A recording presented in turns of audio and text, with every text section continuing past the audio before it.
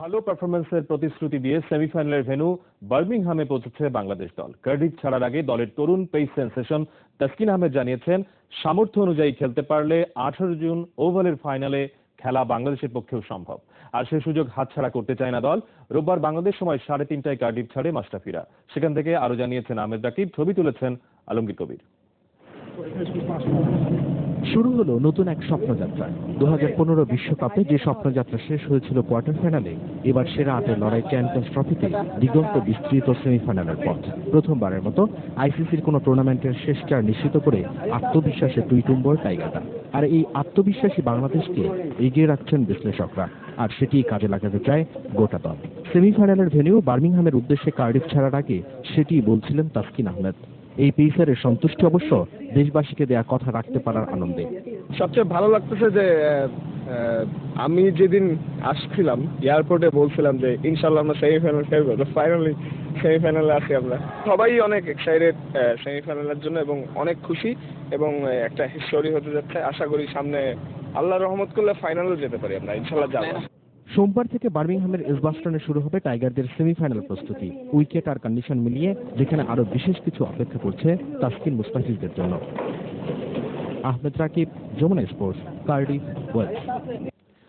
দুদিন আগেও যারা ভাবতে পারেননি, সাবেক সেই ক্রিকেটাররাই এখন মুগ্ধ বাংলাদেশের পারফরম্যান্সে। চ্যাম্পিয়ন্স ট্রফির শেষ চারে ওঠায় বাংলাদেশকে এখন বড় দল মানছেন সাঙ্গাকারা, মাইকেল ভনদের মতো সাবেক গ্রেটরা।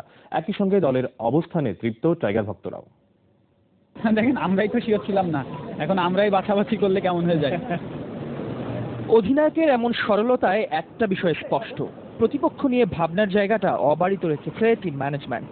প্রথমবার আইসিসির মেজর কোনো টুর্নামেন্টের শেষ চারে বাংলাদেশ। এই অর্জনে পেছনে পড়েছে সামর্থ্য আর যোগ্যতা নিয়ে তোলা সব প্রশ্ন। সময় এখন আন্ডারডগ তকমা ঝেড়ে ফেলে এলিট শ্রেণীতে ঢোকার, আর অন্যদের তা সাড়ম্বরে মেনে নেয়ার। I would stick to England, Australia, India. If Pakistan field well, then they have a 60% chance.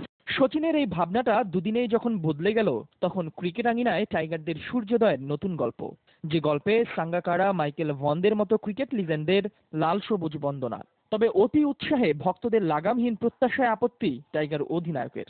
যেই আসুক তাদের অপোনেন্টে আমাদের সেরা খেলাটা খেলতে হবে, আমরা আমাদের প্ল্যান প্রসেস ঠিক রেখে খেলতে হবে। এত বেশি এক্সাইটেড হবেন না যে আমরা চ্যাম্পিয়ন হয়ে যাবো ধরনের, সবকিছুর জন্য একটা প্রসেস আছে।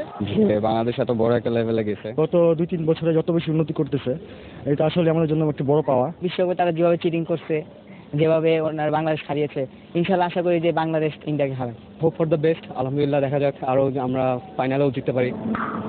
সেমিফাইনালের নকআউটে নিজেদের দিনে যে কেউ জিততে পারে, তবে রিজার্ভ ডে না থাকায় বৃষ্টিতে ম্যাচ পন্ড হলে গ্রুপ সেরাই চলে যাবে ফাইনালে।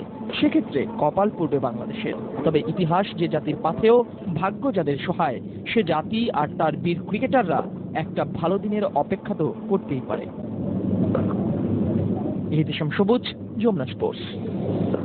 ক্রিকেট ভদ্রলোকের খেলা হলেও ভারতীয় ক্রিকেট বিশেষজ্ঞরা অসৌজন্য প্রকাশ করতে শুরু করেছেন।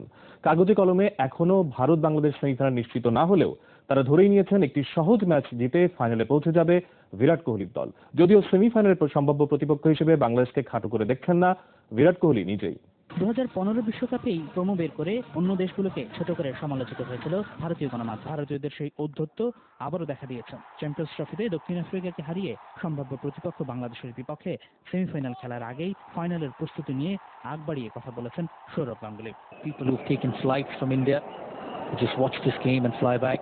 We'll go back after this game and come back next Sunday for the final again. বারবারই বাংলাদেশকে নিয়ে কটাক্ষ করা বীরেন্দ্র সেহবাগ টুইটারে আবারও দেখিয়েছেন নিজের চরিত্র। ফাইনালের জন্য ভারতকে আগাম শুভকামনা জানিয়েছেন তিনি। গণমাধ্যমও পিছিয়ে নেই। বাংলাদেশের বিপক্ষে ভারতের সহজয়ের সমীকরণ কষেছে কলকাতার পত্রিকা এবেলা। ভারতীয় সমর্থকরা আরো বেশি আক্রমণাত্মক। সামাজিক যোগাযোগ মাধ্যমে বাংলাদেশকে নিয়ে এমন আপত্তিকর মন্তব্য ও ছবি পোস্ট করতে শুরু করেছে তারা। যদিও টাইগার ভক্তরা আগ বাড়িয়ে সামাজিক যোগাযোগ মাধ্যমে কোনো পোস্ট দেয়নি। প্রতিপক্ষকে অবাক করে দিয়েছে তারা তাদের ব্যাটিং দিয়ে আর বোলিং এর দ্রুত উইকেট তুলে ঘুরে দাঁড়ানোর মন্ত্র দেখিয়ে। Credit to all the teams that have made the semis so far. ভাইয়া, মৌকা কি আর গাছে ধরে? ধরে না। এখন বাংলাদেশের সেমিফাইনালের আগে 3 দিনের যে বিরতি, তাতে দলের পাশাপাশি টাইগার ভক্তরাও প্রস্তুত থাকার কথা লড়াইয়ে সামিল হতে। হাসিনুর রহমান, যমুনা স্পোর্টস। এদিকে দক্ষিণ আফ্রিকাকে বিদায় করে গ্রুপ বি থেকে সেমিফাইনাল নিশ্চিত করেছে ভারত। অঘোষিত কোয়ার্টার ফাইনালে দক্ষিণ আফ্রিকার বিপক্ষে 8 উইকেট সহজ জয় তুলে নিয়েছে টিম ইন্ডিয়া। 191 রানে প্রোটিয়ারা